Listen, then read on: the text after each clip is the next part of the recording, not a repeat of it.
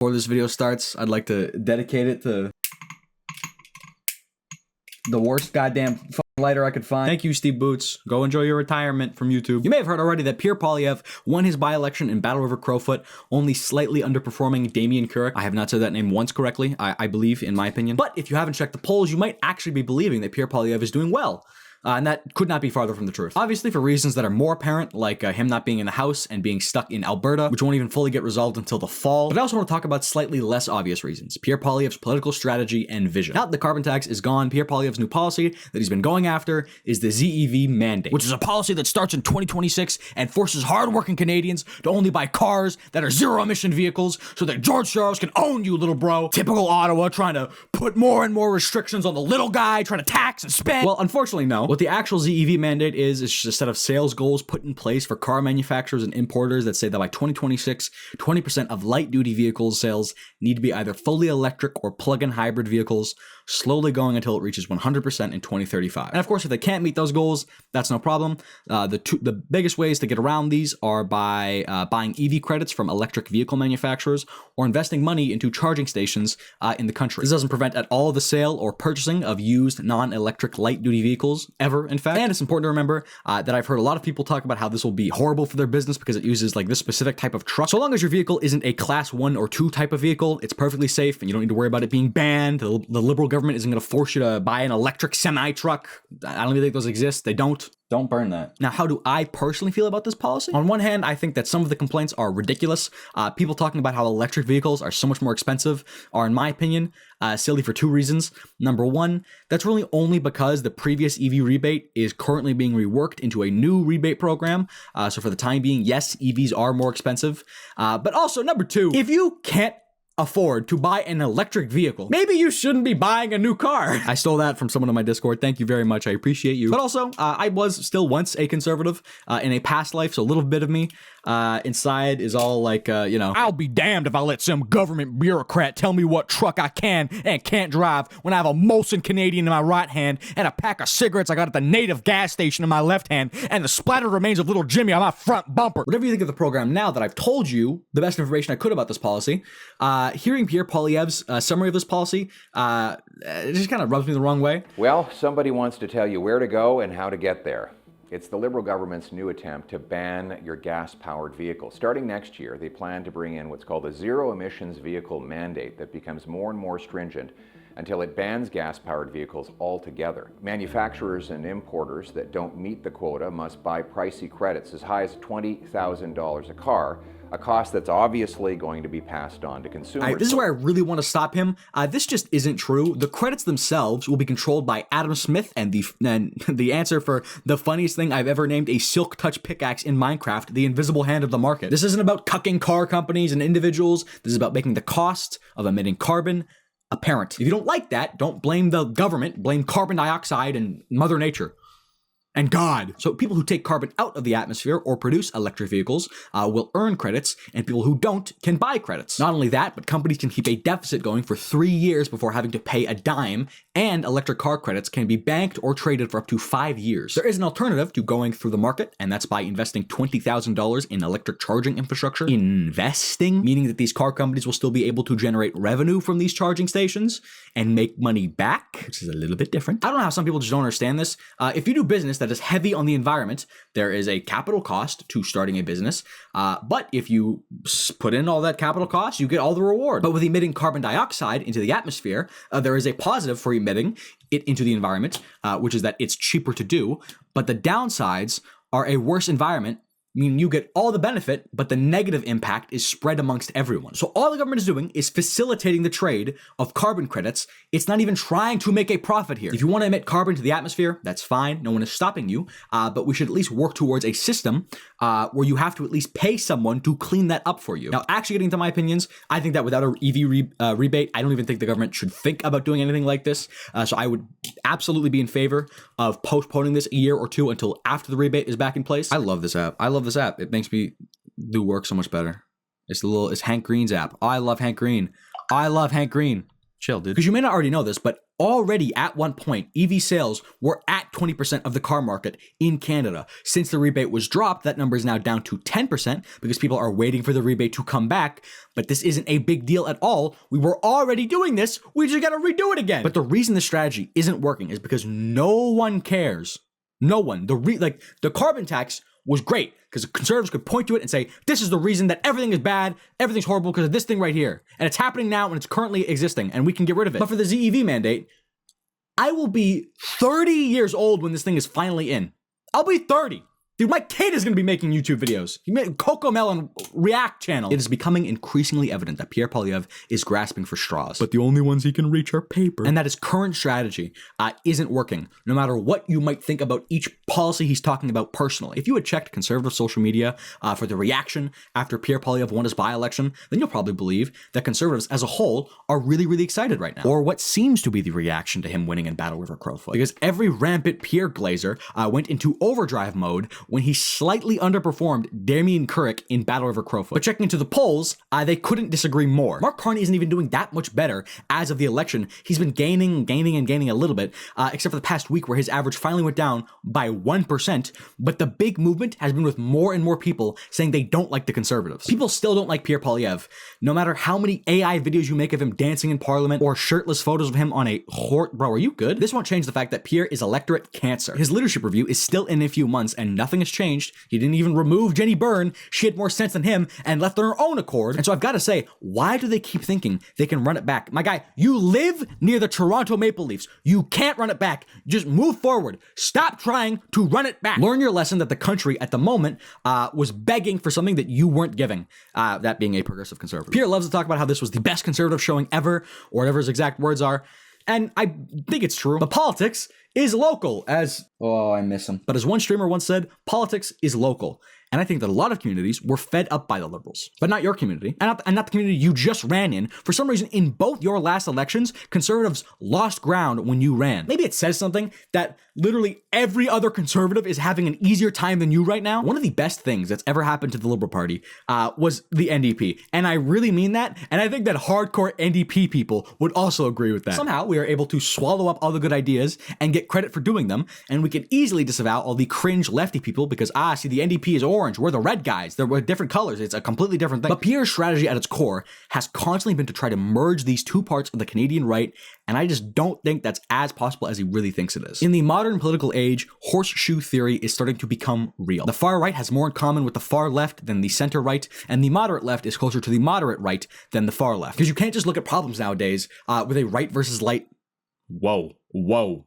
Jesus Christ. Because you can't just look at problems nowadays with a right versus left lens. Political issues nowadays are so much more about do you trust our institutions and your reaction to populism and billionaires than what your personal opinion on the percentages for certain income tax brackets are. There was a while there where I wasn't posting any videos, and the reason was because I just kept playing Red Dead Redemption 2. It's really fun. Bro, across the political spectrum, we should all be able to agree that it is maybe the best games, one of the best games of all time. And if not, it should have at least been given an honorary Game of the Year award. I'm still angry it didn't win. But there's a scene in the game from Arthur I really appreciate. Why are you so interested in my life? Ain't you got one of your own? Just do one thing or another. Not be two people at once. That's all I'm saying. It ain't that simple. Did he say it yet? Because I can't hear it in my headphones. It's in the editing software. And this is advice that I think Pierre Poilievre should really listen to. Conservatives LARP about caring for the working class. The NDP actually care about workers. They're just too goddamn dense to effectively communicate their ideas and run a campaign in a way that shows they do care, even a little bit. Who cares you had an OnlyFans girl on for an interview? Bro, you're so cringe. But liberals are the ones who make small changes and quiet adjustments that get things done and, generally speaking, make people's lives better. Are they perfect at this? No! Broadly speaking, I think that, the best systems are one with two sides clashing.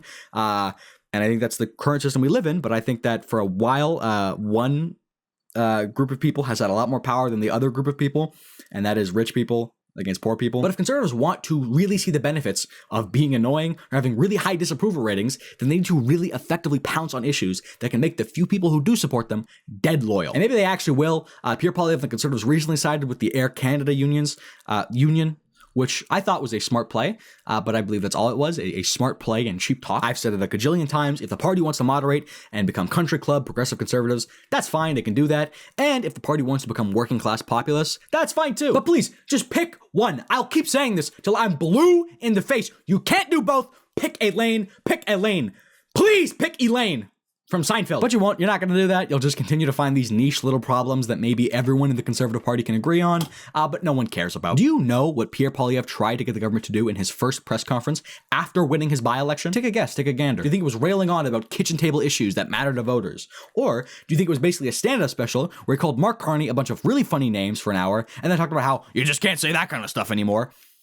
I think both of these strategies would have worked, by the way, in their own separate ways, in my opinion. No, what he actually did was call upon the Canadian government to recognize the Bishnoi gang as a terrorist group. Now, I'm not making any inherent moral claim about whether the government should do that or shouldn't right now, and I'm certainly not defending them. Frankly, I think that all Indian people should settle their differences before they get to this country, like we white people did with the French and English. I'm kidding. But no one cares about the Bishnoi group. Brother, what are you doing? If you're gonna have so many people hate you, you can still win. You just need to push issues that have your base actually caring, not issues like this. A lot of people might assume that I'm just a Pierre Poilievre hater, how I'll keep ragging on him more and more for views, and that's all I'm driven by. And the reason that I keep bringing up this divide I see in the Conservative Party is because I have nothing better to talk about. And I'm here to say that I really understand anyone who could think that, especially taking into consideration my thumbnails and titles. Goddamn. But for a bit, I'm gonna try and level with everyone watching in a move I will most definitely regret. I was raised by two hardworking union parents in Manitoba, and I'm incredibly proud of my family and my upbringing. I'm so proud, in fact, that every day I make videos, I break the most cardinal rule of making politics videos on the internet: don't share your full name and where you live. I've done both. My family has done a lot to get me where I am here today, not just my parents working hard, but also my grandparents coming from Poland and Ukraine, and my extended family being the victims of a lot of anti-Ukrainian sentiment that was a part of the prairies for a surprisable amount of time. And my dad is and has been a blue-collar union man his entire life, and everywhere we had our union shit plastered as much as we could. I think I had little journals I'd write in as a kid with UA stickers plastered over them.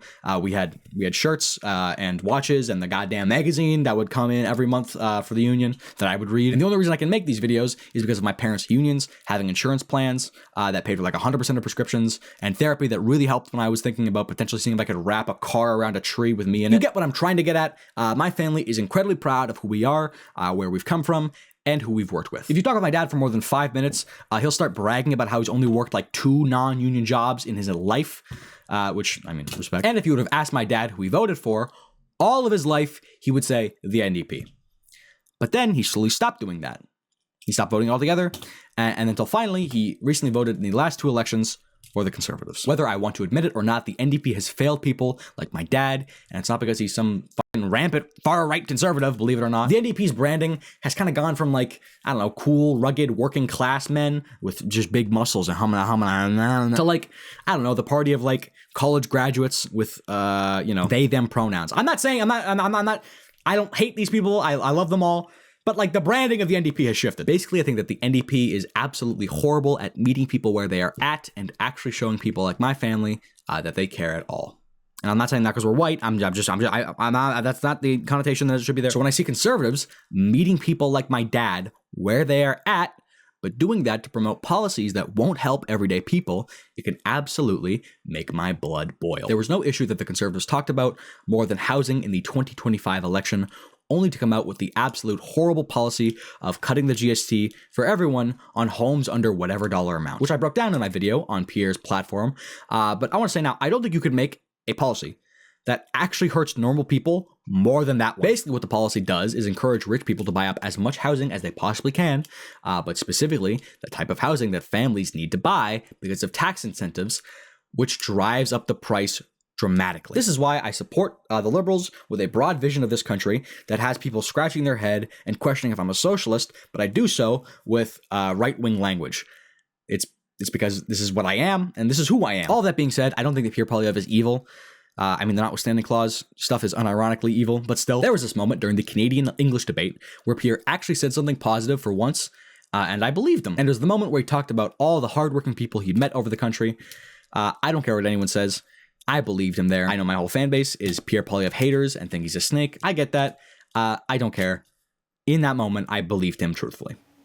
Mr. Poilievre, last word to you. I actually agree with these two gentlemen.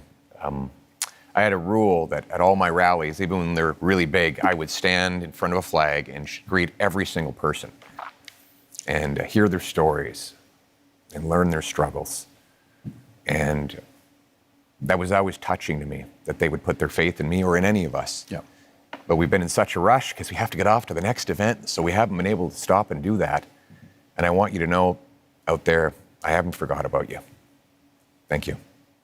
And I kind of hated that I did, but still. In my opinion, Pierre comes off as someone who actually wants to help average, everyday working people, but someone who is still wrapped up in conservative and stuck thinking like one. Someone who comes off like he sits down and asks himself, how can I help average, everyday people with conservative economic philosophy? He comes off as someone who is in a puberty-like period politically and can't make up his mind about what he actually wants to do yet. But I do think that there is a timeline where Pierre Poilievre stops thinking about what the best way to help everyday people in a conservative way is, and instead just asks what's the best way to help people. Because having an economic philosophy, even in itself, is kind of cringe, because it then leads to people getting attracted to what ideas represent more than their outcomes. Socialists want a wealth tax because of what that represents, instead of just asking, well, hold up, what is the best way to actually tax people with a lot of money and then redistribute that to the poor? And conservatives always want lower taxes and deregulation, instead of ever stopping to ask, wait, maybe there is actually a specific number that would be best for corporate taxes,